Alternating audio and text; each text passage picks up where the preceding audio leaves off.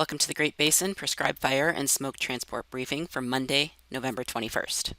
Over the last 7 to 14 days, we've seen very dry conditions across the Great Basin this last week.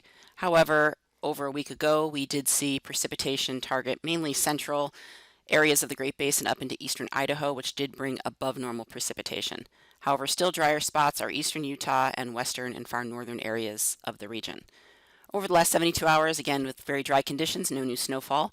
Our current snow depth is on the right with the highest amounts of snowfall in parts of Idaho and Wyoming. Our snowpack region-wide is well above normal for the time of year. However, we will see some drying conditions here coming in most areas for the next week, but then a much wetter pattern. The satellite loop from this morning shows still the ridge of high pressure is now being pushed east by an incoming air trough of low pressure. That will bring some clouds and precipitation to northern areas for Idaho, Wyoming, and down into northern Utah going towards the middle of the week.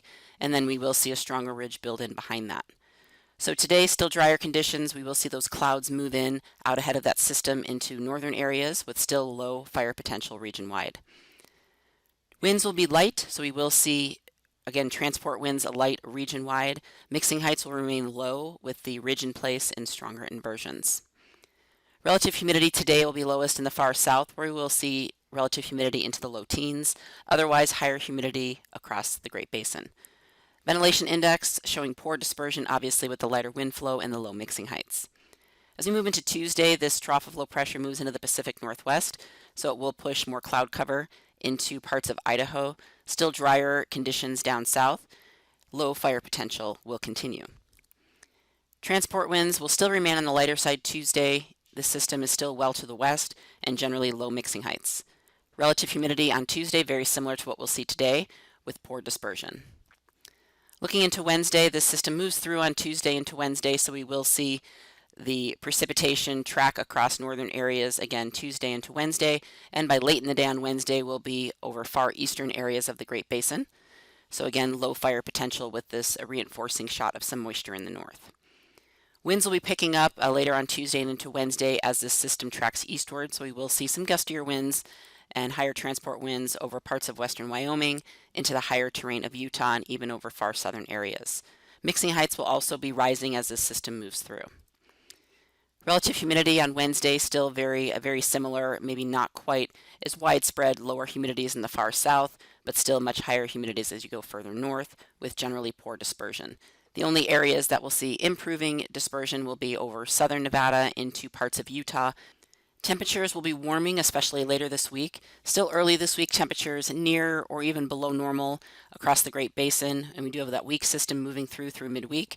But later this week and into the weekend is where we'll see these temperatures really start to warm up to near or above normal region-wide. Forecast clearing index for the next few days, low clearing indices for Utah with those lighter winds.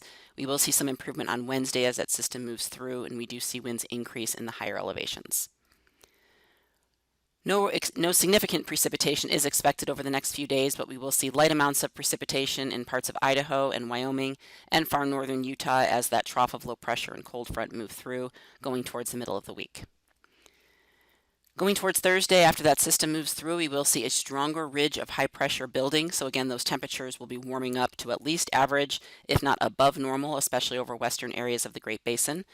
We still will see some breezy northerly flow on the east side of this ridge as that low exits for parts of Utah into southern Nevada. So we will see improved dispersion in those areas, but otherwise poor dispersion for northern and western areas of the Great Basin. Otherwise, significant fire potential will remain low going through the weekend. On Friday, the ridge is pushed a little bit further east, but still remains in place across the Great Basin. And then we will see those conditions continue going into the weekend with warm and dry conditions. And then going into next week is where we will see the pattern change, where we will start to see wetter conditions materialize. So no real significant precipitation taking us from Thursday through Saturday, just some light precipitation in the far north on Thursday. And then going into the early part of next week is where we will see the pattern change and we will see better potential of precipitation in the Great Basin along with much colder temperatures yet again.